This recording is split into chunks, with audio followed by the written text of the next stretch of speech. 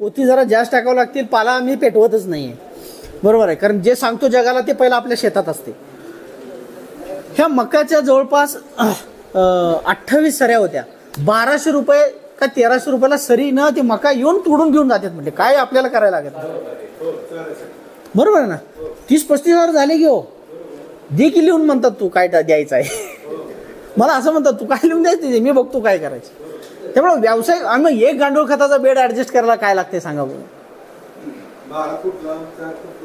तुम्ही बघून आला आता कल्याणवर बघू. हा केलेला आहे. किती महिन्यात, 2 ते 3 महिन्यात तुम्हाला खतच खत. आणि तुम्ही 12 महिने टाका ना, 1.5 महिन्यात 1 टन, वर्षात तुमचं होतंय की 9-10 टन. आणि बरं, याच्यापासून वर्मी वॉश काढताय तुम्ही, त्याचा वापर आळवणीला, वर्मी वॉश लिटरनं विकलं जात आहे. तुम्ही जर 4 बेड केले आणि गावात वर्मी वॉश विकत जरी घ्यायला लागलं तरी घेणारी लोक आहेत. म्हणजे हा व्यावसायिक शेतकऱ्यांनी काय करायचं, व्यावसायिक दृष्टिकोन. आणि एक उदाहरण सांगतो व्यावसायिक शेतकऱ्याचं. एक शेतकरी आहे, 12 महिने भाजीपाला पिकवतो हातकणंगले तालुक्यामध्ये. तेव्हा कधी मी प्लॉटवर तिकडे भागात गेलो तर नाईट पॅन्ट टी शर्ट, मी म्हणतो कपडे बदलता का, मी प्युअर शेतकरी आहे. मी जर भट्टीचे कपडे घातलो तुम्हाला ओळखणार नाही म्हणते. 7 तोळ्याचं कडच आहे माझं, 5 बोटात अंगठे असतात. पण आता मी कोण आहे, तो शेतकरी काय करतो, प्रत्येक महिन्याला वाशी मार्केटला जाणार, मुंबई मार्केटला जाणार, बेंगलोर मार्केटला जाणार, कुणाच्या गाडीतनं, भाजीपाल्यावाल्यांच्या गाडीतनं फुकट.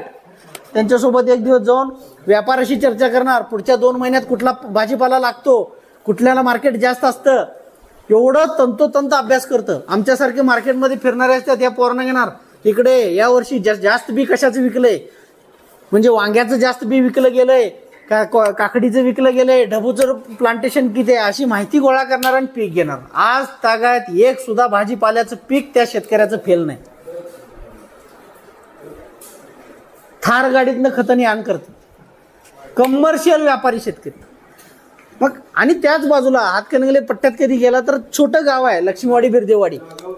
लक्ष्मीवाडी बिर्देवाडी छोटी 10-20 गुंठ क्षेत्र भरपूर झालं, पण एक्झॉटिक व्हेजिटेबल मध्ये काम करतात. गट आहे त्यांचा एक्झॉटिक भाजीपाला. 45 दिवसात 50 दिवसात झुकिनीसारखी पिकं घेतात. आणि म्हणजे हा दृष्टिकोन आपला असला पाहिजे, हे आमचं वैयक्तिक मत आहे. म्हणजे हा प्लॅटफॉर्म जरी नसला तर माझं वैयक्तिक मत आहे की बघा, आज आपल्या गावामध्ये मोबाईलचे क्लासेस आले का, असे कुठं कार्यक्रम झाले का, सॅमसंगवाल्याने ठेवलं का, नाही मोबाईलचा खप वाढला पाहिजे आणि कार्यक्रम घेऊ आपण, ह्या मोबाईलमध्ये ह्या फॅसिलिटी असं वापरा. पण 3 वर्षाच्या बालकापासून 85 वर्षाच्या आजोबापर्यंत सगळ्यांना व्हॉट्सअपला हाय करता येतं. हा, मग आल्याच्या मीटिंग व्हायला पाहिजेत का, अजून ऊसाच्या मीटिंग घेतोय आम्ही साहेब. मी काय सांगलोय, या 2 वर्षातली 300वी मीटिंग घेतोय मी आज.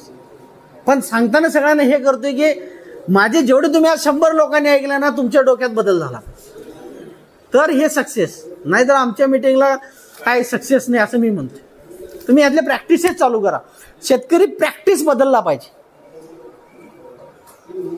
दुकानदार दुपारी 12 वाजता दुकान उघडतो का, संध्याकाळी 6 वाजता पाऱ्यावर येऊन बसतो का, मग तो व्यापारी आहे ना.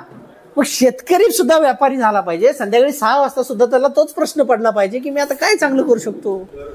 आज एखादा चांदीचा व्यापार आहे, तो हुपरीला जाऊन येतो, इकडे जाऊन येतो, विट्यातनं चांदी खरेदी करतो. तसं माझा शेतकरी कडेगाव मधला जरा वडे रायबागला जावा, जरा पलूसला जावा. कुंडलमध्ये एका शेतकऱ्यांनी पपई पिकवली, 218 टन पिकवली 55 गुंठ्यात, त्याच्यापाशी तासभर बसावं, हा प्रयत्न केला पाहिजे. आता मी काल तुम्हाला सांगतो, काल ह्याच टायमिंगला मी दुपारी होतो पळशीमध्ये.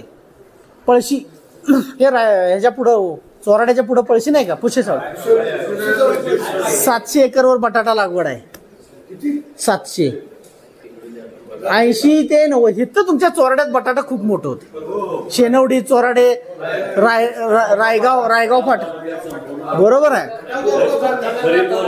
बरोबर आहे. आता मी तुम्हाला सांगतो, 80 ते 90 दिवसाचं पीक आहे, 60,000 खर्च येतो. कॉन्ट्रॅक्ट फार्मिंग होते त्या ठिकाणी. 18 ते 20 रुपये रेट फिक्स आहे. 2.5 लाख रुपये झाले, 50-60 1,90,000 रुपये 3 महिन्यात एकरात कोण देते, हाय कोण पंडित. फिक्स रेट आहे, MSP आहे बटाट्याला त्या कंपनीची. आणि आल्याच्या बटाट्याच्या बियाचं अर्धच पैसे घेते. मग इथून आपण किती लांब आहे, बसा एक दिवस काढायचा हो खास. मी काल 1 एकरचं बुकिंग केलंय. हातकणंगले तालुक्यात पहिला प्रयोग घेतोय. त्या गुजरातच्या कंपनीचे साहेब भेटले. साहेब म्हटलं माझ्या रानात नुकसान होऊ दे, काय 50,000 होईल, पण माझ्या रानात सक्सेस झालं तर या परिसरातले 500 शेतकरी सदन होतील. हा प्रामाणिक प्रयत्न आहे आपला. आज आलं तुम्ही बघता ना, 300 एकरवरचं किती कुठे गेलं आलं. मग हेच आहे हो, आपल्याकडे नवनवीन पिकांची ओळख करून देणे. आता असा शांतिकुमार पाटील या हॉलमध्ये बसलेला प्रत्येक जण व्हावा ही माझी इच्छा आहे. तुम्ही अजून लोकांना सांगा, आलं लावा, आंतरपीक लावा, बटाटा लावा, जे घेता येते ते लावा. काल मागच्या आठवड्यात आरग गेलो होतो. साहेब म्हटलं 10 गुंठ मी काय कुठलं पीक, गवारी तोडून थकलो म्हणला साहेब. पैसेच झाले. म्हणजे आहे ना, 10 गुंठ्यात तो एवढी मोठी उलाढाल करायला. काय झालंय, आयतं सवय जे लागलंय ना, सकाळी उठल्यानंतर आपण देवाला बघत नाही, खरं मोबाईल बघतो.